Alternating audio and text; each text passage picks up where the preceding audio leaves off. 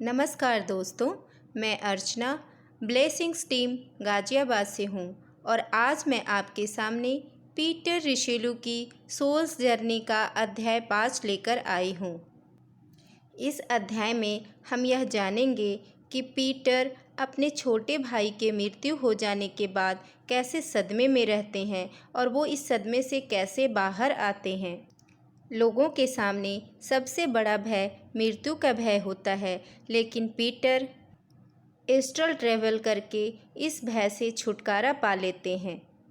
Peter astral journey कर रहे होते हैं तो उनके जो इंडियन योगी हैं गुरु, वो कहते हैं कि आप जब अपने बॉडी में वापस जाएंगे तो पहले नोट्स ज़रूर लिख लेंगे कि आपने यहाँ पर क्या क्या देखा। अगर आप ऐसा नहीं करेंगे तो आप भूल जाएंगे। तो पीटर जैसे ही जाते हैं वो अपना नोट्स लिख लेते हैं और जैसे ही पिल्लों पर सर रखते हैं उन्हें नींद आ जाती है और वो सो जाते हैं। जब वह सुबह उठते हैं तो वो लिखे हुए नोट्स को पढ़ते हैं तो उन्हें बड़ा अजीब लगता है कि ये सब उन्होंने ही लिखा है और ये सब उन्होंने ही किया है।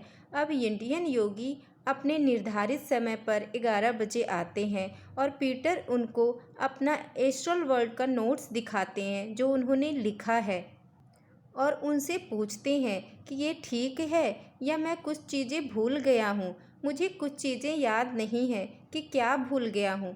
तो वो इंडियन योगी बोलते हैं कि आपने पहली बार एस्ट्रल जर्नी किया है तो पहली बार के हिसाब से तो आपने बहुत अच्छा काम किया है। अगर आप सभी कुछ याद रखना चाहते हो तो इसमें मैं आपकी मदद ज़रूर करूँगा, पर इसमें आपको ये याद रखना है कि आपने वहाँ पर लेसन क्या क्या सीखा। तो पीटर बताते हैं कि मैंने यही लेसन सीखा कि पहले खुद अनुभव कीजिए, उसके बाद उस पर बिलीव कीजिए। अब इंडियन योगी कहते हैं कि आपने यह अनुभव किया और यह प्रमाणित किया कि भौतिक शरीर के बाहर अनुभव हो सकते हैं। आपने यह भी प्रमाणित कर दिया कि मृत्यु वैसी चीज़ नहीं है जैसा आप पहले समझते थे, जैसा आप पहले अपने भाई के लिए दुखी थे। आपने अपने भाई को देखा है और उसका वहाँ पर भी जीवन है जिसे आप इस भौतिक शरीर में रहते हुए देख नहीं पाते। पीटर एस्ट्रल ट्रेवल के दौरान अपने भाई से मिलकर आए हैं, उनके साथ डिनर भी किया है। तो इंडियन योगी कहते हैं कि आपने तो खुद ही देखा है वो वहाँ कितना खुश है, जितना खुश वह यहाँ नहीं था। इससे ज़्यादा वो वहाँ पर सूक्ष्म जगत में खुश है और ये सब अनुभव आपने खुद ही किया है। ऐसा नहीं है कि किसी ने कहा और आपने मान लिया या कहीं किताब में लिखा गया हो और आपने उसे मान लिया हो। आपने खुद सूक्ष्म जगत में जाकर देखा है। योगी कहते हैं कि आपको जो कुछ भी बताया जाता है उस पर आंख बंद करके विश्वास ना करें और ना ही अविश्वास करें, सही तरीके को अपनाएं। अगर आपको कुछ बताया गया है तो उसे एक संभावना की तरह स्वीकार करें और उसकी सत्यता प्रमाणित करने के तरीके खोजें। आपने खुद देख लिया कि मृत्यु के बाद का जीवन कैसा रहता है। मृत्यु के बाद का जीवन इस बात पर निर्भर करता है कि हमने दुनिया में किस प्रकार का जीवन बिताया है। आपने खुद देखा कि जो लोग हॉबीज के साथ जीते हैं, सूक्ष्म जगत में कितना आनंद से जीवन जीते हैं। जो संगीत, पेंटिंग, साहित्य या फिर जो यात्राओं का शौक़ रखते हैं वे मृत्यु के बाद भी खुश रहते हैं। दूसरी ओर जिन लोगों के जीवन पूरी तरह भौतिक है, जिनकी रुचियां सिर्फ भौतिक चीज़ों यानी रुपया, पैसा, रहन सहन, घर, मकान, दुकान यहीं तक सीमित है, मृत्यु के बाद उन्हें लगता है मानो समय ठहर सा गया हो। जब तक वे नए शौक़ पैदा नहीं करते तब तक उन्हें आनंद नहीं आता। जिनको हॉबीज़ होती है वो अपने हॉबीज़ को और ज़्यादा डेवलप करते हैं और जिन्हें किसी चीज़ में रुचि नहीं होता वो रुचि पैदा करते हैं। सूक्ष्म जगत में भी स्कूल होता है, वहाँ पर समय की कोई पाबंदी नहीं होती, समय ही समय होता है। भौतिक जगत में तो 8 घंटे की नींद जरूरी होता है, परंतु सूक्ष्म जगत में इसकी ज़रूरत नहीं है। जो लोग कलाकार, शिक्षक या प्रोफेसर होते हैं, वो उन लोगों को ज्ञान देते हैं जिनको सीखने में रुचि होती है। ये लोग बड़े उत्साह के साथ उन लोगों को सिखाते हैं। यहाँ पर अगर किसी व्यक्ति ने किसी भी कला या विज्ञान के प्रति लगाव विकसित कर लिया हो, तो अगले भौतिक जीवन में उसकी यही इच्छा रहती है कि वह उस ज्ञान को और आगे बढ़ाए। यही कारण है कि कुछ बच्चे छोटी उम्र में ही किसी खास चीज़ को सीखने के प्रति बहुत शौक़ और उत्साह रखते हैं, जबकि उनके माता पिता का इनसे कोई संबंध नहीं होता। माता पिता बच्चों पर अपनी इच्छाएं थोप देते हैं और बच्चों की प्रबल इच्छा को दबा देते हैं। ऐसा नहीं करना चाहिए। उनकी इच्छा पूर्ति में सहयोग देना चाहिए। हम देखते हैं कि कुछ बच्चे बहुत कम उम्र से ही डांस जानते हैं, जबकि उनके परिवार में किसी को डांस नहीं आता। तो वह बच्चा कहाँ से डांस सीखा? वह सूक्ष्म जगत से डांस सीखकर आया है और धरती पर आने के बाद वह बच्चा इस कला को और सीखना चाहता है, परंतु उसके माता पिता उसे रोकते हैं। ऐसा करना उचित नहीं है। जो सूक्ष्म जगत के अस्थायी निवासी होते हैं, वो इनिशियल में तो खूब आनंद लेते हैं, क्योंकि वहाँ पर उन्हें सब कुछ प्राप्त होता है, जो चाहिए सब मिल जाता है। क्योंकि वहाँ पर कल्पना करने से ही उनके पास सब कुछ आ जाता है जो उन्हें चाहिए। परंतु कुछ समय के बाद वो बोर होने लग जाते हैं। तब उन्हें स्कूल की तलाश होती है। फिर वो अपने अंदर कोई नया रुचि विकसित करते हैं और उसे सीखकर अपना समय आनंद से बिताते हैं। यहाँ पर कुछ सोल्स ऐसे भी होते हैं जिनके कोई शौक़ नहीं होते, जिन्हें सिर्फ पारिवारिक जीवन में ही रुचि रहती है, जो हमेशा यही चाहते हैं कि एक घर हो, बगीचा हो, रेडियो सुने, टेलीविज़न देखें और ऐसी चीज़ें जमा करें जो उन्हें बहुत पसंद है।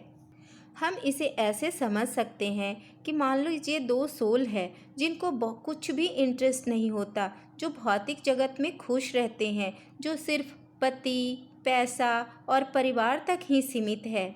ऐसे सोल्स की जब मृत्यु होती है किसी एक पार्टनर की, तो ये ऊपर जाकर यही सब ढूंढता रहता है और अपने दूसरे पार्टनर की इंतज़ार करता रहता है।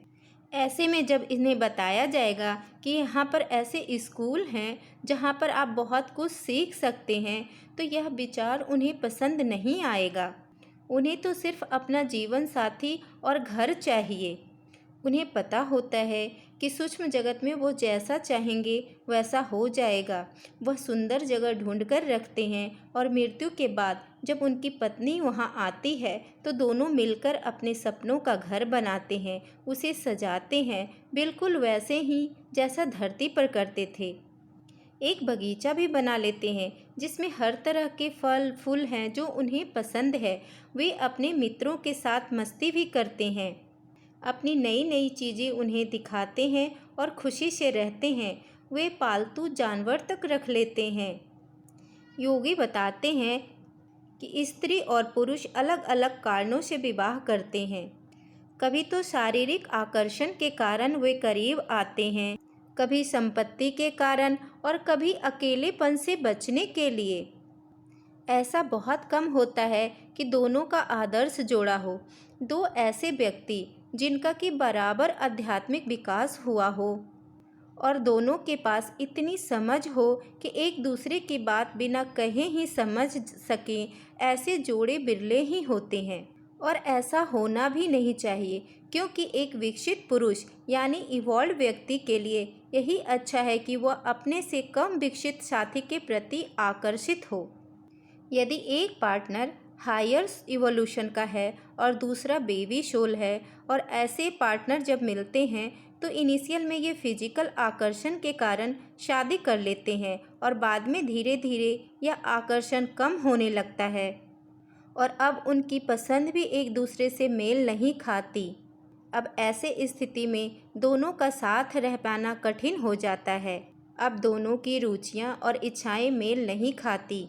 ऐसे सिचुएशन में पुरुष पुस्तकों या संगीत में रुचि लेने लगता है, जबकि स्त्री चाहती है कि उसका पति उसे किसी मनोरंजन स्थल पर ले जाए और जहाँ पर उसकी साथी हों, और पति ऐसा करना नहीं चाहता क्योंकि उसकी रुचि अलग है। तो ऐसे सिचुएशन में यहाँ पर बहस होने लगती है, मतभेद होने लगता है, टकरार होने लगती है।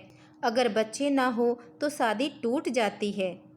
भौतिक स्तर पर ऐसे शादी का टूटना अच्छा होता है, लेकिन सूक्ष्म स्तर पर ऐसे शादी का टूटना दया की बात होती है, क्योंकि विषमता के कारण ही दो लोग बहुत कुछ सीख पाते हैं और अनुभव प्राप्त कर पाते हैं। अगर ऐसे दो व्यक्ति पूरा जीवन एक साथ रह सकें तो दोनों को लाभ मिलता है। एक को अपने से अधिक समझदार के साथ रहने से बुद्धि और अनुभव द्वारा बेहतर पथ प्रदर्शक मिलता है, जिससे उसका विकास होता है, और दूसरा धैर्य और सहनशीलता सीखता है। मृत्यु के बाद जरूरी नहीं है कि ऐसे लोग साथ रहें। जो हायर इवोल्यूशन का पार्टनर है वह उस मास्टर के साथ जाता है जिनका इवोल्यूशन उनसे ज़्यादा हो चुका है, ताकि वो और भी ज़्यादा सीख सकें। और जो लोअर इवोल्यूशन के सोल हैं वो सोल अपने अदर ग्रुप सोल के साथ जाएंगे। वो कहेंगे कि मुझे बहुत प्रेशर मिला है सीखने का, उनका जैसा मन करेगा वैसा ही करेंगे। कुछ समय के बाद धीरे धीरे ये सोल भी आगे बढ़ते हैं, क्योंकि ये हायर सोल के साथ रह चुके होते हैं, इनको भी बहुत अनुभव प्राप्त हो चुका होता है। इस प्रकार दोनों अपने अपने विकास के रास्ते पर आगे बढ़ जाते हैं। हर व्यक्ति का अपना जीवन साथी यानी सोलमेट होता है, और हर व्यक्ति को उसकी तलाश करनी चाहिए। यह बात सच है कि जीवन साथी होते हैं, क्योंकि मूलतः जब दैवी शक्ति की ओर से एक नई जीवन शक्ति भेजी जाती है तो वह शक्ति दो रूपों में आगे बढ़ती है, एक पुरुष और दूसरा स्त्री रूप में। ये दोनों अलग अलग रूप में विकसित होते हैं। दोनों को ही अपने हिस्से के नारी व पुरुष जन्म मिलते रहते हैं, परंतु विशेष अवसरों पर जब कोई बड़ा प्रयोजन सिद्ध करना हो तब इन दोनों को सामने लाया जाता है, क्योंकि एक की प्रेरणा से दूसरे को बड़ा काम करने की योग्यता मिलती है। यह कोई ज़रूरी नहीं है कि हर जन्म में अपने सोलमेट के साथ ही जीवन बिताना चाहिए। किसी बड़े लक्ष्य को पाने के लिए अपनी ये छोटी जिद को छोड़ देनी चाहिए।